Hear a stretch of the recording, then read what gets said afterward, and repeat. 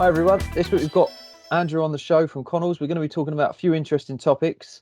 But before, as usual, Andrew, could you give us a quick introduction as to who you are, what you've been up to, please? Yeah, sure thing, Lee. Well, good afternoon, everybody. My name is Andrew Culverwell.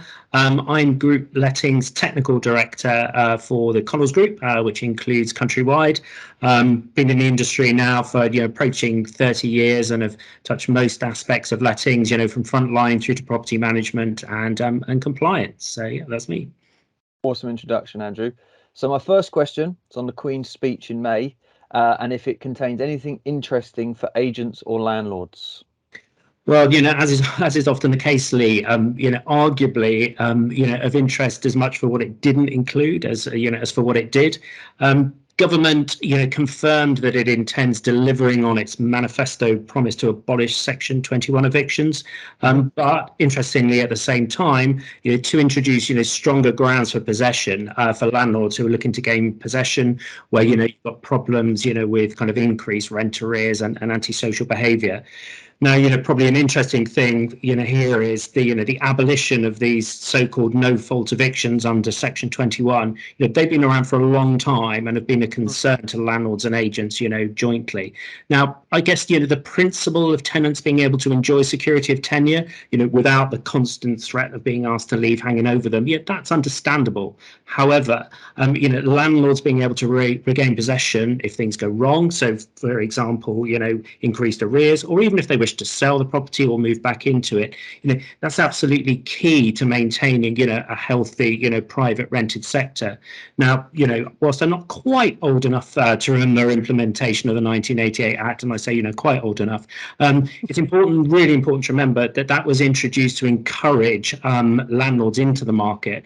And, whilst updating it is long overdue, and I think, most people are in agreement with that, what we don't want to do in doing that is to throw the baby, well, probably more accurately, the landlord out with the bathwater. But I think there's reason for us to be encouraged, that government is making positive noises in terms of supporting landlords.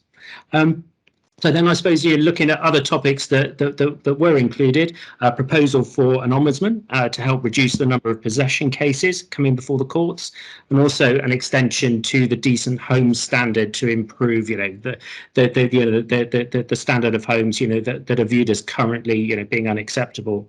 In terms of what we might have expected to see but didn't, there was no mention of the proposed compulsory landlord register, that similar to what we see in Scotland and Wales. Although with talk of a portal for landlords to log safety certification, might this effectively be a landlord register in a cunning or not so cunning disguise? I don't know. I guess we'll need to wait and see. One of particular interest, that wasn't mentioned was tenants' lifetime deposits. These appear to have been postponed, in terms of government regulation. Government perhaps instead having decided to leave lifetime deposit solutions to the marketplace, at least for the time being. But I suppose finally, the burning question, really is, when will the renters reform white paper be published? This was expected in the spring of this year. Yeah. Now, when answering a parliamentary question on the matter recently, the Housing Minister, he gave no firm date, but reinforced government's commitment to delivering a better deal for renters, a phrase that we're all very familiar with now.